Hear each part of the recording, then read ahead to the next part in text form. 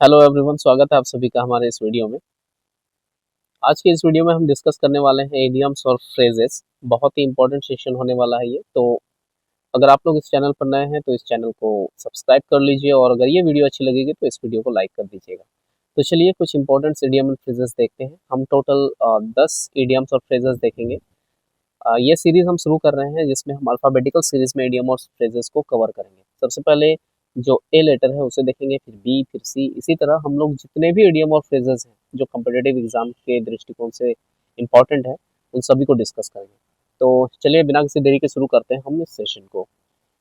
First idiom जो है या फ्रेज है जैसे अ बिग ड्रॉ।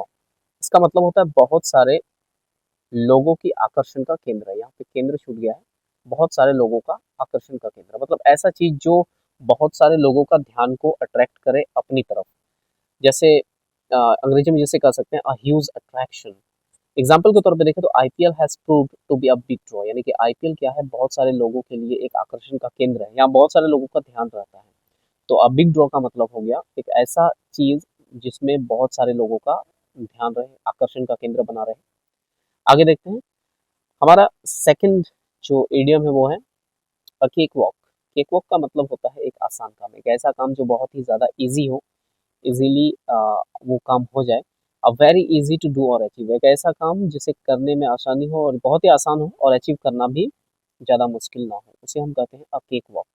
जैसे solving this problem is a cake walk, यानी कि इस प्रॉब्लम को सॉल्व करना एक केक वॉक है। यानी केक हर कोई खाता है, हम लोग जानते हैं, और ये बहुत ही ईज़ी होता है। केक को खाना हर कोई पसंद करता है, इसको कोई डिसलाइक नहीं करता। तो इसलिए इससे एक फ्रेज़ बना है अ केक वॉक।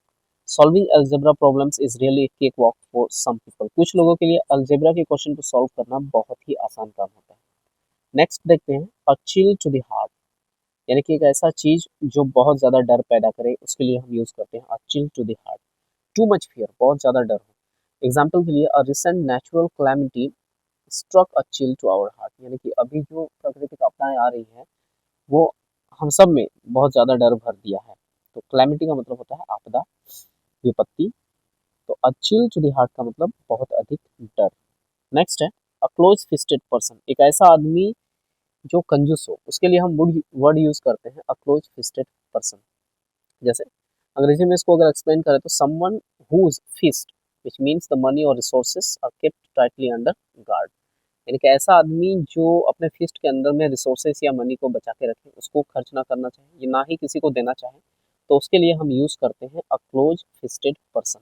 एग्जाम्पल है mister David is a close fisted person, he will not give you any monetary help even if you are dying, यानी कि ये ऐसे कंजूस इंसान है कि आप मुसीबत में भी पड़ेंगे तो आपको किसी भी तरह का हेल्प नहीं करेंगे। तो क्लोज फिस्टेड पर्सन का मतलब होता है कंजूस व्यक्ति। Next a leap in the dark. आप अंधेरे में अगर कहीं पे छलांग लगाते हैं तो इसका मतलब क्या होता है कि आपको पता नहीं आगे क्या है। हो सकता है सपाट हो या खाई हो, मतलब आप इस बात के लिए कंफर्म नहीं है कि आगे क्या होने वाला है। तो इसी को कहते हैं a leap in the dark. Hindi में इसका मीनिंग होता है बिना निश्चितता के खतरा भरा कदम, यानी कि ऐसा स्टेप जिसके बारे में आप पूरी तरह से वाकिफ नहीं है कि आगे क्या होने वाला है, उसे हम कहते हैं a leap in the dark. आप कई बार ऐसे डिसीजंस लेते हैं जिसके बारे में आपको पता ही नहीं रहता है, तो आप क्या करते हैं, a leap in the dark, आप एक अंधेरे में आप तीर चलाते हैं, हिंदी में जिसे कहते हैं। तो you do something without having any previous knowledge और एक्सपीरियंस, जिसके बारे में आपको कोई नॉलेज नहीं है पहले से, ना ही पहले से कोई एक्सपीरियंस है, और वो काम करते हैं, तो उसके लिए हम फ्रिज का इस्तेमाल करते हैं leap in the dark. Example के लिए he took a leap in the dark with his latest investment in stocks.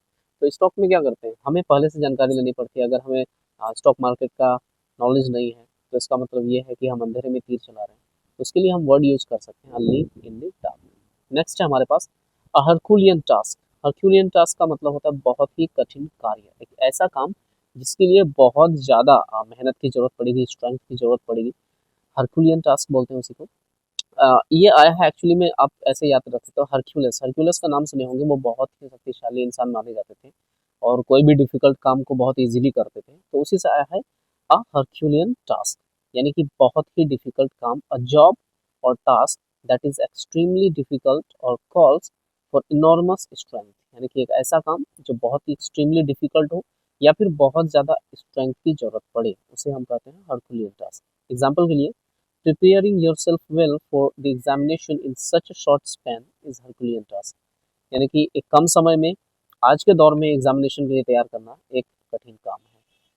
Next, a far cry from, एक ऐसा चीज जो एकदम अलग हो। फार क्राई का मतलब आप उम्मीद कुछ और करते हैं लेकिन आपको एक अलग चीज मिल जाता है, उसी को कहते हैं a far cry from.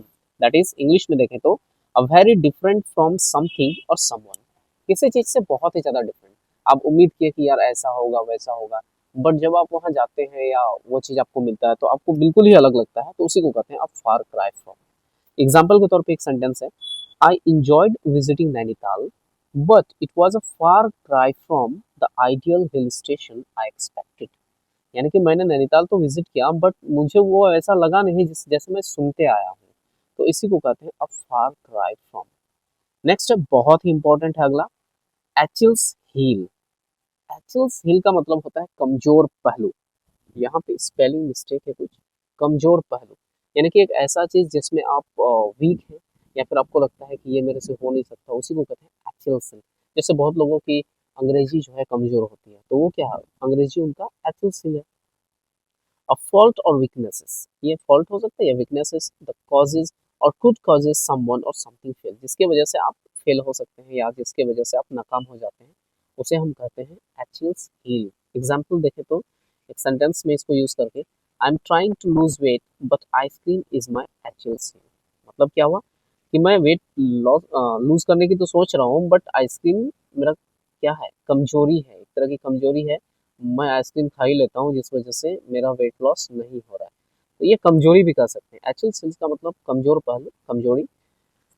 Next है अ गुड हैंड एट, कहते हैं ना उसका हाथ किसी चीज में बहुत अच्छा है, उसका हाथ बहुत अच्छा चलता है, तो उसे कहते हैं निपुण या कुशल। अ गुड हैंड एट का मतलब हो गया कोई चीज, कोई आदमी किसी चीज में बहुत ज्यादा निपुण है, एक्सपर्ट है, कुशल है।